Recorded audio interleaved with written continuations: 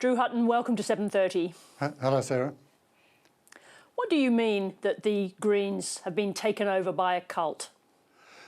Well, there are plenty of really good people in the Greens, and I still identify as having Green politics.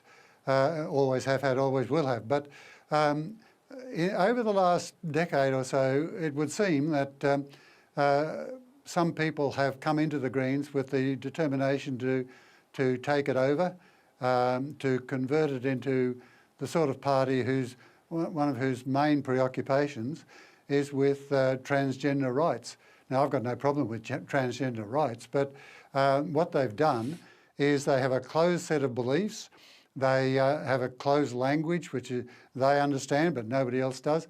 And they've got an absolutely rigorous determination to stop any dissent from occurring to the things that they think are important. And the main things they think are important are that we get rid of the notion of biological sex and replace it with gender identity. You say that this change in the Greens has made the party, in your words, weird and unlikable. Does it also make Greens members unelectable?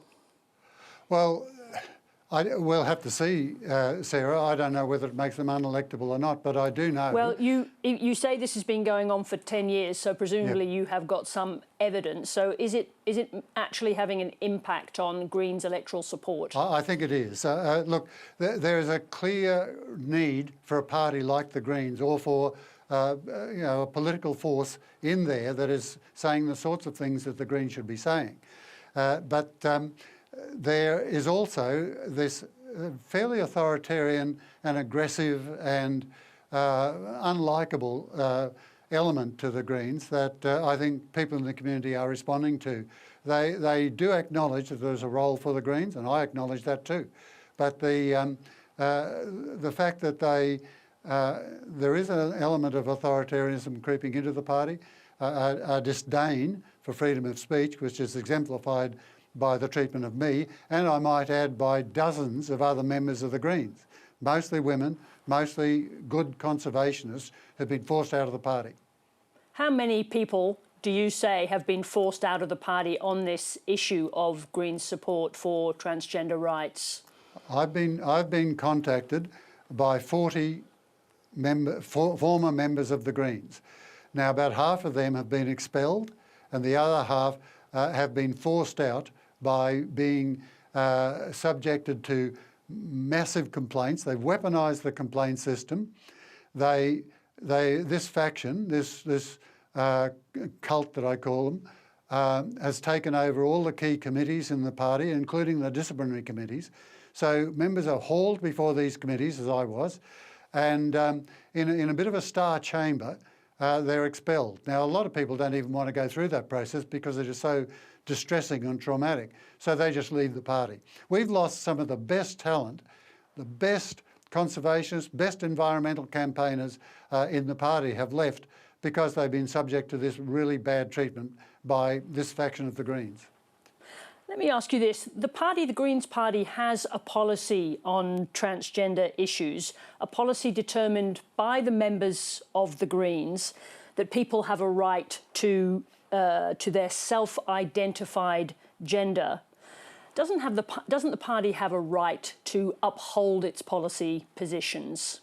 Absolutely, and actually I agree with that position. People do have a right, should have a right to identify, if they want to identify as another sex, that's fine, as another gender. But what I disagree with vehemently is the way that anybody who actually voices any dissent with that policy and do so from a credible position, that is, that there is such a thing as biological sex and there are two sexes, is forced out of the party. I mean, that's extremely authoritarian. And what I worry about is that there is a very doctrinaire mentality developing in the Greens, especially with regard to this issue, not only this issue, but especially this one. And if there is this attitude of there must be no debate on this issue, then that's a bit of a slippery slope. Then you start moving into other areas where there's no debate. You can't have a debate about this because it might offend somebody. or it might. Let me put this question to you in a different way. And of course, we have Larissa Waters on, so she can defend whether or not the party was indeed doctrinaire or they were engaged in trying to protect people from harm. But she can answer that question. My question to you is: has the Greens party just changed, and you are unwilling to see the party evolve? Oh, look, I accept that every new generation is going to give any political party, and the Greens included, its own stamp. That's okay. I was no longer active in the Greens. I'm a life member. I was a life member. After 2009, I went on to form the Lock the Gate movement after that. So I really haven't taken any role in the Greens, and I didn't want to.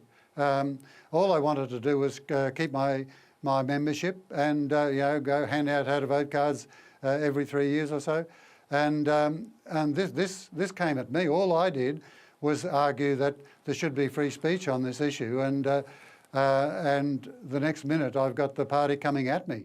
So I was simply defending myself and defending the issue of free speech. Drew Hutton, thank you very much indeed for joining us. Thank you, Sarah.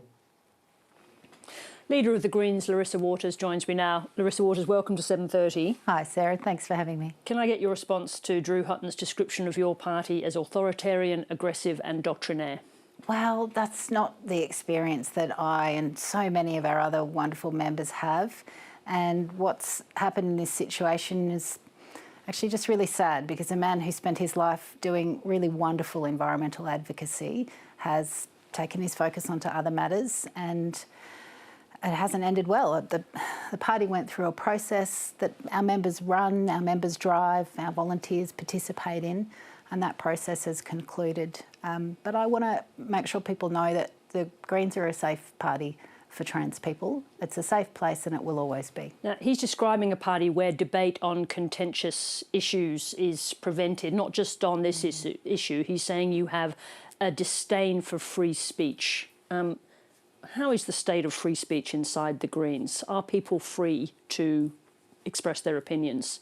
Yes, and they frequently do, Sarah. You can have a robust debate, and there's lots of differences of opinion when party members are actually debating and formulating our policies, but you can do that in a respectful manner, and that's what our code of conduct asks us to do. But is that your issue with him, that the manner in which he did it, or the views that he was expressing? Why has he been expelled? Well, look, I wasn't part of that process, Sarah. That was a process that the party ran. You must know the reasons that were underpinned it. I haven't read the documentation, because here I am in Parliament hoping to talk tomorrow about introducing a climate trigger into our environmental laws and fixing the gender inequalities in our tax system, amongst other things. Nonetheless, this is a significant figure in the Green movement in this country, the co-founder along with Bob Brown. Both Bob Brown and Christine Milne want Drew Hutton to be restored to the party, but you haven't taken the time to read the complaint against him and why he's been expelled? Well, like me, they respect his environmental achievements, and I think hard-pressed to find anyone who doesn't feel that way about his contribution over the decades. But this was a decision that was reviewed by the party, taken by volunteer party members, many of whom uphold the Code of Conduct on a regular basis. It's not hard to uphold the Code of Conduct. He's making he's got a description there of the way the disciplinary system works in the party. He's calling it, committees that come in with a very fixed view, with closed language, closed beliefs. Do you recognise those descriptions? That's not the experience that many others have. It's certainly not the experience that I've had of my party. And like I said, as the parliamentary leader, my focus here is how we can use the parliament to try to help people and help the planet. And those party matters have been dealt with by our party on the weekend. Is a member of the Greens party free to question the Greens policy on transgender rights? Well, look, parties are involved and our members are involved in formulating those very policies, and those debates happen on a regular basis. You have a position. are people now free to question the policy that the Greens arrived at? Look, it's not obligatory to be a Greens member. People can question but what they people like within- and they'll within form the their own Greens. view on whether those values match their own. And we To love challenge the involvement policy in the position, democratic process. Is that debate allowed within the Greens? Because that's what he's saying. Look, that's the process of policy review that occurs, and that process occurs as a matter of course. People have those debates, but you do need to have those debates respectfully, and that can be done, and it generally is done. Now, are you saying that Drew Hutton didn't conduct that debate respectfully? Is that the issue here? I believe that's the basis for which the party upheld the decision. So you do know something about the decision? Well, I believe that's the basis on which the party made the decision. So the way in which he conducted the debate rather than it's the argument that he was making?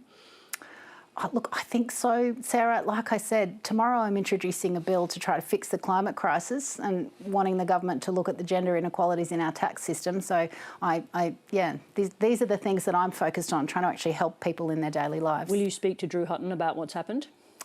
Look, I think I'll send a message to him, perhaps through this program, that we really respect the contribution that he's made to environmental advocacy in the past, and like many others, I'm sad that his focus isn't on those issues. Is he welcome to come back to the party if he changes the way he conducts his debate on this issue?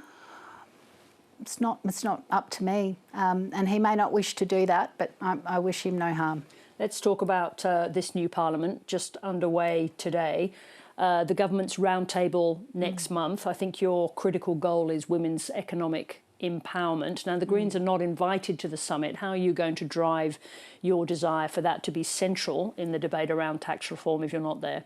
Well, thankfully, Sarah, we've got the sole balance of power in the Senate, and so if the government wants a progressive pathway to do good things to help people, then here we are in the Senate saying we're ready to work with you. And one thing we do want them to focus on, either at the round table or through legislation, both, is the fact that as a working parent, when you seek to go back to work, many women are finding, and find me a woman who hasn't experienced this, that when you go back to work, if you're working day 2 or day 3, day 4, the more days you work, the less you earn because of a weird combination of income tax, family tax benefits, childcare subsidies, student debt repayment, this combination of tax settings that when put together for a secondary income earner, generally a mum who wants to go back to the workforce when she's ready to do that, it punishes women and it further sets women up for poverty in later life. And I think that is a gender inequity in our tax system. And it's a productivity measure as well. The government could fix that, and we're going to engage with them to try to do so. And just briefly, we know that one of the